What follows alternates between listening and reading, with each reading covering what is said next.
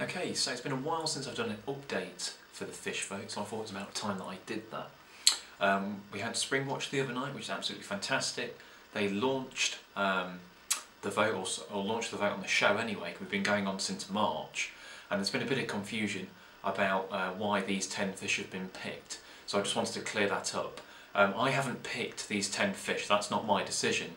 We had 40 species originally in March, which were picked by fishery scientists, anglers and whatnot, and then that was put to a public vote. So the public voted out those 40 species, 20 freshwater, 20 salt, for these top 10. So it's been a public vote to get them, and it's another public vote to get out of these top 10 the number one fish. So that's why they're there. It's not what I've decided, this is what was put to a public vote. So originally we were going to be on the 15th of June.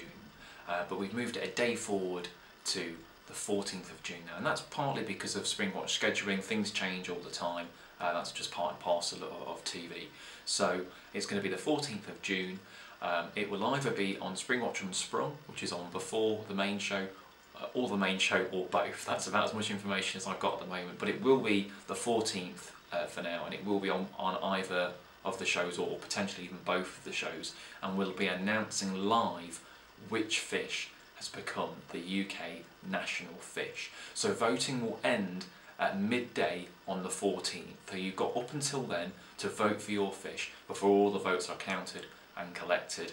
And as Michaela said, we may even have a big fish pie chart, which obviously Chris will rub his knees at in anticipation, showing off how the votes have gone.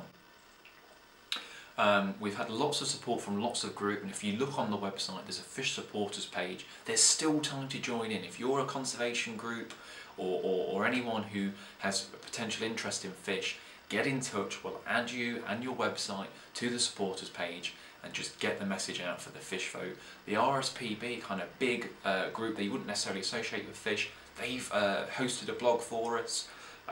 Weird Fish, the clothing company, the only thing they have in common is that they like to do fish t-shirts. They did a retweet for us, and they've shown interest. And also the point of it is it's the UK national fish, not English national fish. So we're really keen to get Scottish groups, Northern Irish groups and Welsh groups to promote the vote as well. And from Wales we did have Natural Resource Wales, which is kind of their equivalent of the Environment Agency, and they've also kind of retweeted and shown it off. So we are keen to kind of show off the whole of the UK, not just England. We've added a threats page to the website as well, because we want to obviously, as well as voting for the fish and people enjoying that, we want to show off some of the problems that fish face. So if you look on the website there's a new threats tab, and it just highlights some of the threats that freshwater fish face. Some are more important than others, but we've kind of tried to list a few of them, and we've also put links so that if you want to learn more about these threats, you can follow the links and you can go onto other websites that explain them in much more detail. The voting has been really interesting. So for about the last 3 or 4 months there's been one clear winner, and I'm not going to tell you what that was, but that fish was looking like it would pretty much win the vote. And for whatever reason, in the last month it has really dropped back, and another fish has now come and is looking like that's going to win. But interestingly, hot on the heels of that fish, with only about 50 votes between them, there are 5 other fish that are all neck and neck, or within a few votes they're all neck and neck, and this fish is only leading by 50 votes. So it really could be any one of these fish. It's not like there's one clear winner anymore, and I think that's made the vote much more interesting.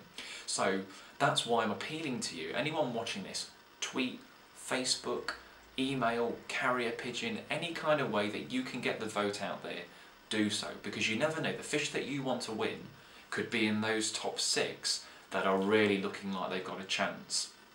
So get voting. If you haven't voted already, let other people know.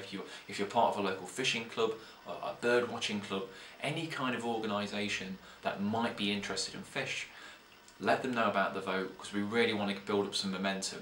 We've got, we know that the voting's really picking up, and we've got lots of votes, but we need more, and we want more to get this vote up and going. So look out for us. It's less than 2 weeks now. We haven't got long for the vote to finish. We'll be on Springwatch, and we'll be revealing the winner of the fish vote live.